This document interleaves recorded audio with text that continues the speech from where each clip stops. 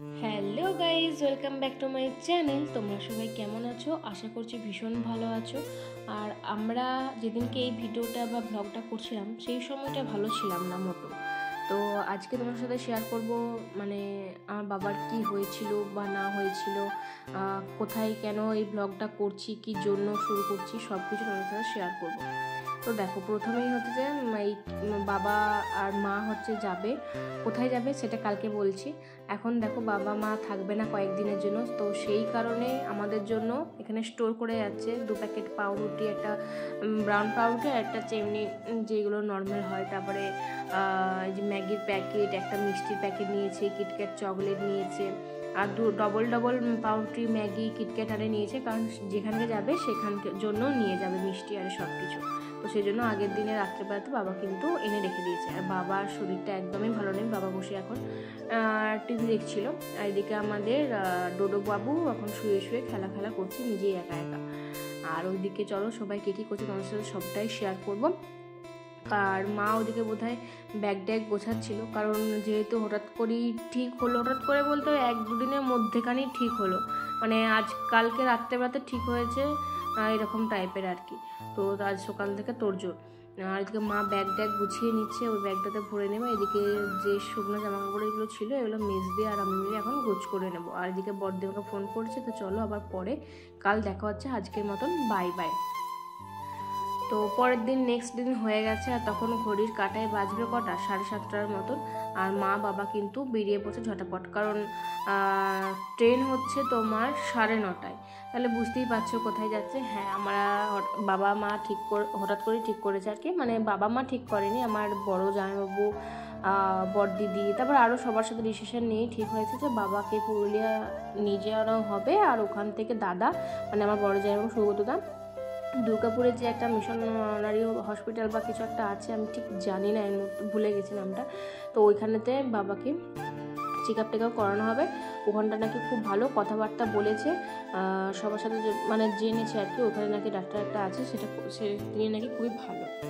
তো সেই জন্যই মা আর বাবা সকাল সকাল কিন্তু বেরিয়ে পড়ছে। এখান থেকে যাবে বাসে প্রথমে, দেন বিষ্ণুপুর থেকে যাবে ট্রেনে, তারপরে দাদা আরে নিয়ে যাবে। তো এই হচ্ছে ব্যাপার। আর আমরা এখন বাড়িতে থাকবো, আমি, ভাই আর মেজদি, টোটোবাবু, এই 4 জন এখন থাকবো আমরা বাড়িতে কয়েকদিনের জন্য। একটু ভয় লাগছিল রাত্রে ভিড়তে, একটু ভয়ের কথা ভাবছিলাম যে কি হবে না হবে। তো তারপর দেখা যাক কি হয় না হয়। আসলে কয়েকজন একারা থাকবো, তো বাচ্চাগুলো মানে বড়ো সড়ো কেউ নেই, বা একটা ছেলে বড়ো সড়ো থাকলে তো একটা সাহস লাগে, বা মা থাকলে একটা সাহস লাগে, সেরকম কেউ থাকবে না, তো একটু চাপের লাগছিল। তারপর আবার ডোডোবাবুকে নিয়ে মেজদি থাকবে একটু যদিও সব কিছুই আমাদের এখন জানাশোনা হয়ে গেছে, মানে ডোডোবাবুকে নিয়ে কী করতে হবে না করতে হবে, তাও আর কি মা আরে থাকাটা যেটা সুবিধা হয়। তো যাই হোক, অনেক সকাল উঠেছি, তো সেই জন্য চোখ মুখের অবস্থা ভালো নেই, আর মনটাও বড্ড খারাপ, টেনশনের মধ্যে দিয়ে যাচ্ছি কয়েকটা দিন, কারণ বাবার অসুস্থতা হঠাৎ করেই বেড়ে গেছে, তো সেজন্য একটু মন মেজাজ সবারই ভালো নেই আর কি। তো চলো আবার পরে তোমাদের সাথে দেখা হচ্ছে। 1000 years later. তো তারপরে আমাদের স্নান টান করে নিয়েছি, একটু ঘুমিয়েও গেছিলাম, ঘুম থেকে উঠে স্নান টান করে নিয়েছি, কারণ আজকে পুজো করতে হবে না, মা সকালে পুজো টুজো করে দিয়ে ভাত বসিয়ে দিয়ে গেছিলো। আর রান্নাটা কালকে আগের দিনে বলেছিল যে থাকবে, এগুলো করে নেবে। তো যাই হোক, ওসব কথা বাদ দাও, তোমাদেরকে শেয়ার করি যে বাবার কি হয়েছে। তোমরা অনেকেই জানতে চাইছো বাবার কি হয়েছে। বাবার হচ্ছে যে কদিন ধরেই, কিছুদিন আগে আর কি, যখন পোস্ট করেছিলাম তোমাদের সাথে শেয়ার করেছিলাম যে কিছুদিন আগে বাবার ভীষণ পটি আর এসব হচ্ছিলো, বমিটা অতটা হয়নি, মানে পায়খানাটা প্রচুর হচ্ছিলো, তো পাতলা পায়খানা। তো সেই কারণে কি বলতো, একটু দুর্বলও হয়ে যাচ্ছিলো। আর সেই সময় আলু ভাঙার টাইম হয়, তো এরপরে আলু ভাঙার লোকগুলো এত বদমাশ, মানে আলু তোলার পরে কেউ যদি না থাকে না, যদি কেউ দাঁড়িয়ে না থাকে, তো না অর্ধেক আলু ওরাই নিয়ে চলে যাবে, আলু কোরানোর যে লোকগুলো থাকে। তো বাবা না সেই জন্য একটু দেখাশোনা করছিল, আমাদেরও একটা লেবার আছে নিজস্ব, সে সবসময় ধরো থাকতে পারছেন, মানে খেতে যাওয়ার টাইমগুলোতে, তো বাবাকে থাকতে হচ্ছে। আর বাবা খেতে যাওয়ার টাইম কেন, এমনি তো সব সময় ওই মাঠেতেই পড়েছিল ওই কটা দিন। তো বাবার প্রথম থেকে একটু হার্টের প্রবলেম ছিল, তো তারপরে এমনি তো আছি, বয়সও হচ্ছে, বুঝতেই পারছো, তো অতটা তখন কতটা গরমও ছিল, তো সেই কারণে বাবার এরকম লুজ মোশন আরও হয়ে গেছিলো। তো মাথা ব্যথা ঘুরতেই করতো। তো আমরা অতটা ইয়ে করিনি। তারপরে কয়েকদিন তারপর ওষুধ খেলো, ডাক্তার দেখালাম, তো নরফ্লক্স খেয়ে মোটামুটি ঠিক হয়ে গেছিলো। দেন আবারও একদিন তারপরে সকাল থেকে বেরোচ্ছিলো, দেন আবারও মানে পায়খানা শুরু হয়ে গেছিলো।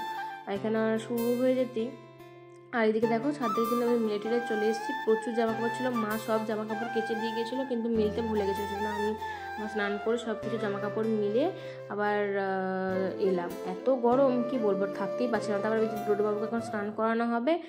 মেজদি ভীষণ ভয় পাচ্ছিলো যে কী করে কী করাবো জানি না, মা তো সব করে দেয় সেই কারণে। তো যাই হোক, কোনো চাপের কিছু হয়নি। তো যেটা বলছিলাম আর কি, তো বাবার আবারও পায়খানা শুরু হয়। দেন বাবা মানে বিকেলবেলায় বাবা একবার বেরিয়েছিল, একটু কাজে ছিল, দরকার ছিল, সেজন্য বেরিয়েছিল। দেন সন্ধ্যেবেলাতে এসে বাবা এতটাই টায়ার্ড হয়ে যায়, বাবা বলছে যে আমি চোখে অন্ধকার দেখছি, আমি আর কিছু পারছি না। আমি যে মোটরসাইকেলটা মানে বাইকটাতে চালিয়ে এলাম, জানি না কে চালিয়েছে, আমি চালাতেই পারিনি, কী করে যে এলাম ঘরকে আমি জানিই না। তো ভীষণ ভয় লাগছিলো, বাট অতটা গুরুত্ব দিইনি যে যেমন হয় আমাদের সেরকম শরীর খারাপ হয়েছে বা পায়খানা টায়খানা হচ্ছে গরমে, তাই জন্য দুর্বল হয়ে গেছে। তো শুয়ে পড়েছিল, অতটা ইয়ে হয়নি।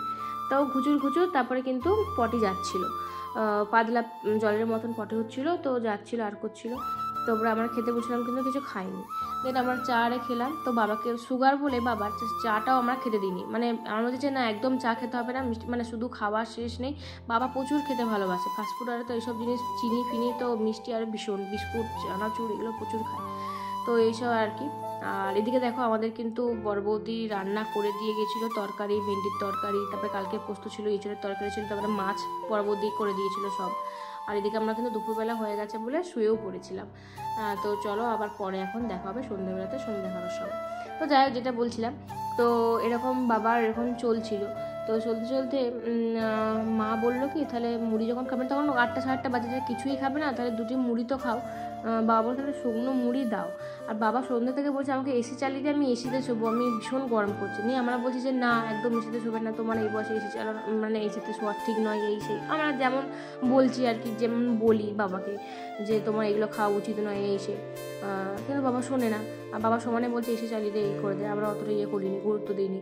তারপরে মা শুকনো মুড়ি দিল, বললো আমাকে শুকনো মুড়ি দাও। মা বলছিল যে জলে ভিজিয়ে মুড়িটা খাও না, বাবা বলছে না জলে ভিজিয়ে খাবো না, আমাকে শুকনো মুড়ি দাও। তো শুকনো মুড়িটা খেয়ে শুয়ে পড়েছিল আবার। তারপরে আবার পটে যাচ্ছিলো, বারবার যাচ্ছিলো, প্রচুর দুর্বল হয়ে গেছিলো।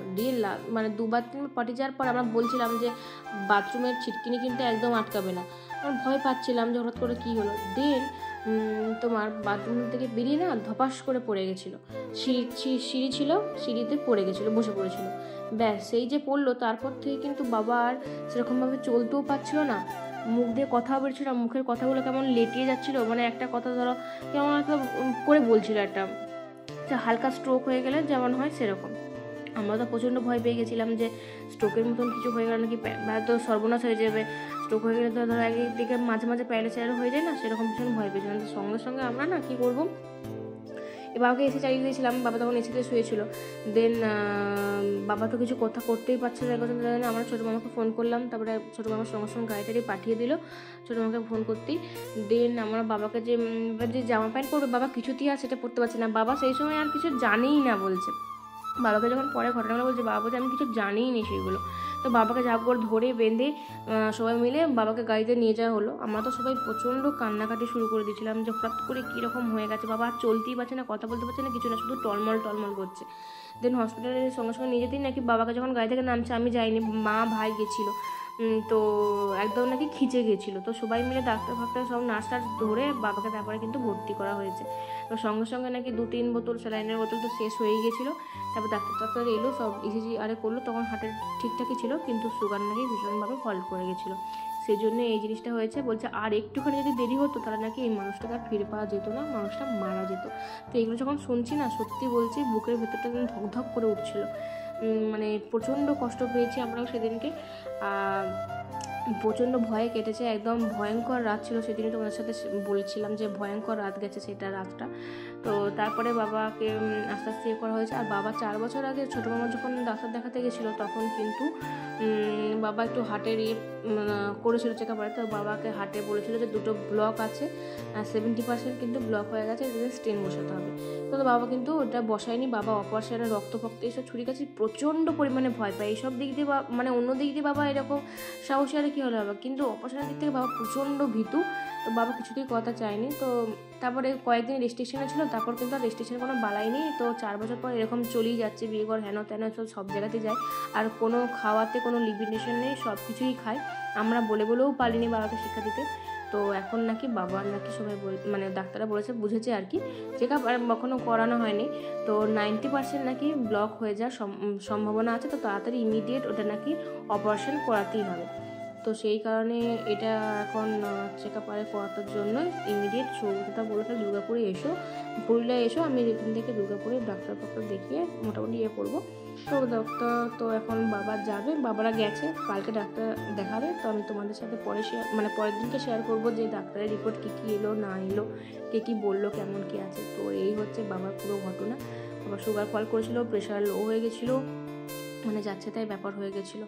তারপরে বাবাকে একদিন তো রেখেছিল, পরের দিনে বিকেলবেলাটা ছেড়েছিল। এই মানে যেদিনকে শিলাবৃষ্টি ছিল সেদিনের কথা। তো এই ছিল পুরো ঘটনা। এদিকে ঘটনা বলতে বলতে পুরো ব্লগটাই শেষ হয়ে গেল। তো কিছুই বলতে পারলাম না। সন্ধে হলো, সন্ধ্যে খেলাম, তারপরে ডিম টোস্ট আর সব করলাম, বসে বসে খাচ্ছি। এখন ঘরটা পুরো ফাঁকা লাগছে, ভালো লাগছে না। এভাবেই কয়েকদিন কাটবে। আর একারা কীভাবে সংসারটা চালাচ্ছি সেটা তোমার সাথে প্রত্যেকদিন শেয়ার করবো। তো চলো আজকের মতন ভিডিওটা এই পর্যন্ত। ভালো থেকে অবশ্যই লাইক কমেন্ট শেয়ার করতে একদম দেখা হচ্ছে পরের ব্লগে। বাই।